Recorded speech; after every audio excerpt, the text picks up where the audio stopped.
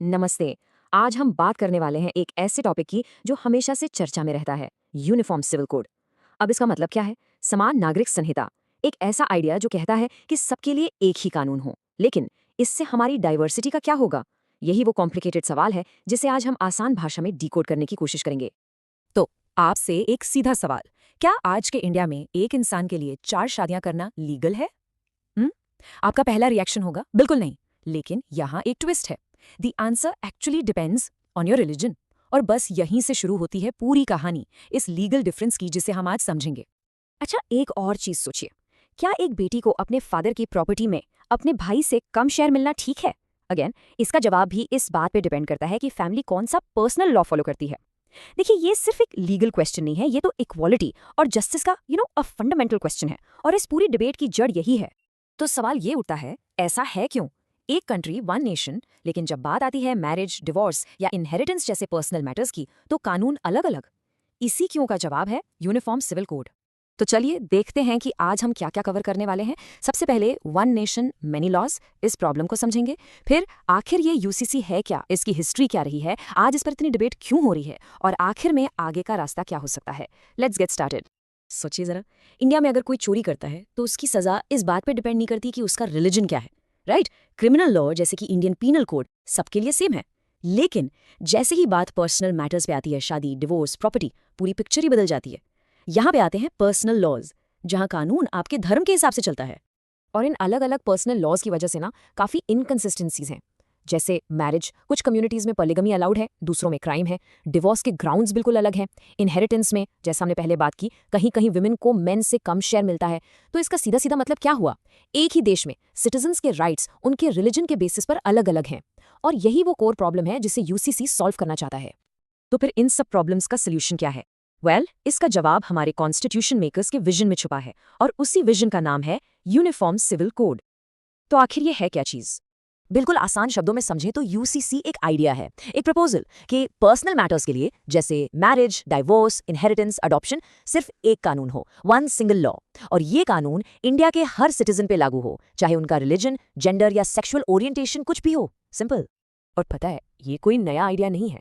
हमारे कॉन्स्टिट्यूशन में आर्टिकल 44 साफ साफ कहता है कि द स्टेट शैल एंडेवर, मतलब सरकार को कोशिश करनी चाहिए कि पूरे इंडिया में एक यूनिफॉर्म सिविल कोड हो। अब ये कॉन्स्टिट्यूशन के directive principles of state policy का पार्ट है। इसका मतलब ये एक गोल है, एक टारगेट, जिसे अचीव करना गवर्नमेंट की रिस्पॉन्सिबिलिटी है।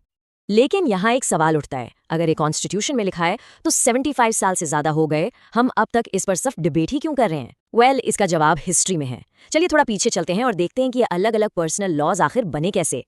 देखिए, ब्रिटिश रूल से पहले हिंदू लॉज शास्त्रों पर बेस थे और मुस्लिम लॉज शरिया पर। जब ब्रिटिश आए तो उन्होंने इन पर्सनल लॉज में ज्यादा इंटरफेयर नहीं किया। फिर आजादी के बाद जब कॉन्स्टिट्यूशन बन रहा था, तब इस पर बहुत डिबेट हुई, इतनी कि 5-4 के क्लोज वोट के बाद ये डिसाइड हुआ कि यूसीसी को कंपल्सरी लॉ नहीं बनाएंगे, बल्कि डायरेक्टिव प्रिंसिपल्स में डाल देंगे, एक गोल की तरह। लेकिन ये इशू कभी ठंडा नहीं पड़ा। 1985 का शाहबानो केस हो या 2017 का शायरा बानो केस, इसने बार बार इस डिबेट को जिंदा किया है। और इन सब में शाहबानो केस एक टर्निंग पॉइंट था। ये कमाल की कहानी है कि कैसे एक 62 साल की औरत की मेंटेनेंस की लड़ाई एक नेशनल पॉलिटिकल इश्यू बन गई। इस एक केस ने सेक्युलर लॉ और पर्सनल लॉ के बीच की जो टक्कर है, उसे पूरे देश के सामने लाकर खड़ा कर दिया। तो हुआ ये कि 62 साल की शाहबानो को उनके हस्बैंड ने डिवोर्स दे दिया और मेंटेनेंस देने से मना कर दिया। वो कोर्ट गई, पर पर्सनल लॉ के तहत नहीं, सेक्युलर लॉ सीआरपीसी के सेक्शन 125 के अंडर, जो हर सिटीजन को मेंटेनेंस का राइट देता है। सुप्रीम कोर्ट ने उनके फेवर में रूल किया। लेकिन फिर उस वक्त की गवर्नमेंट ने पॉलिटिकल प्रेशर में आकर एक नया कानून पास कर दिया, द मुस्लिम विमेन एक्ट, और सुप्रीम कोर्ट के डिसीजन को ही इफेक्टिवली ओवरटर्न कर दिया। Imagine that. अब आते हैं कई साल आगे। एक और केस ने पर्सनल लॉज को फिर से सुप्रीम कोर्ट तक पहुंचा दिया। इस बार केस था शायरा बानो का, जिसे हम ट्रिपल तलाक केस के नाम से बेहतर जानते हैं। इस केस में जो टक्कर थी ना, वो बेसिकली दो फंडामेंटल राइट्स के बीच थी। एक तरफ थी शायरा बानो, उनका कहना था कि ट्रिपल तलाक जैसी प्रैक्टिसेस राइट टू इक्वालिटी के खिलाफ हैं, डिस्क्रिमिनेटरी हैं। और दूसरी तरफ था all India Muslim personal law board, जिनका आर्ग्यूमेंट था कि personal laws right to religion के अंडर प्रोटेक्टेड हैं और कोर्ट्स उनमें इंटरफेयर नहीं कर सकती। और इस पर सुप्रीम कोर्ट का वर्डिक्ट बहुत ही इंपॉर्टेंट था।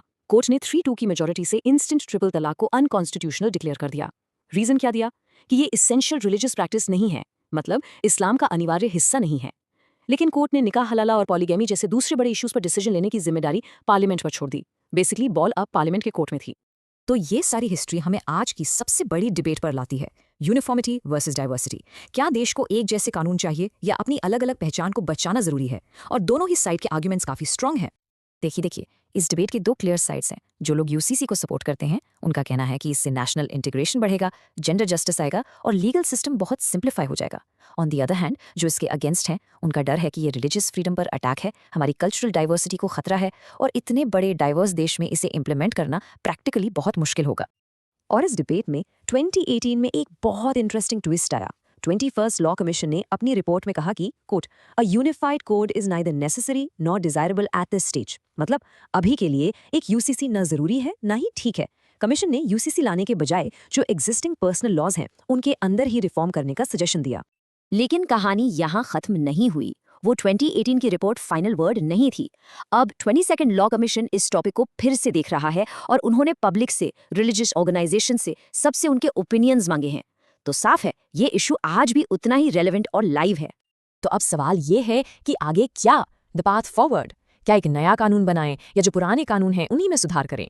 देखिए, सुप्रीम कोर्ट ने तो क्लियर कर दिया है कि यूसीसी बनाना पार्लियामेंट का काम है, कोर्ट्स का नहीं। तो अब देश के पास एसेंशियली दो ऑप्शंस हैं। या तो एक नया यूनिफॉर्म लॉ बनाया जाए या फिर एग्जिस्टिंग पर्सनल लॉज को ही रिफॉर्म किया जाए, उन्हें जेंडर जस्ट बनाया जाए, बिल्कुल वैसे ही जैसे 1950s में हिंदू कोड बिल्स के थ्रू डिस्क्रिमिनेटरी प्रैक्टिसेस को हटाया गया था। और हाँ, एक बात याद रखनी होगी, कोई भी कानून कितना भी अच्छा क्यों ना हो, उसकी सक्सेस सिर्फ उसके कंटेंट पे नहीं बल्कि उसे कैसे इंट्रोड्यूस और इम्प्लीमेंट किया जाता है उस पर डिपेंड करती है। तो हम आपको इस एक बड़े सवाल के साथ छोड़ जाते हैं, यूनिफॉर्मिटी और डाइवर्सिटी, एकरूपता या विविधता। इंडिया इन दोनों के बीच अपना बैलेंस कहाँ ढूंढेगा? इसका जवाब जो भी होगा वही हमारे देश का फ्यूचर डिसाइड करेगा। ऐसी अच्छे वीडियोस देखने के लिए LLB स्टूडेंट अड्डा को फॉलो करें एंड सब्सक्राइब करें।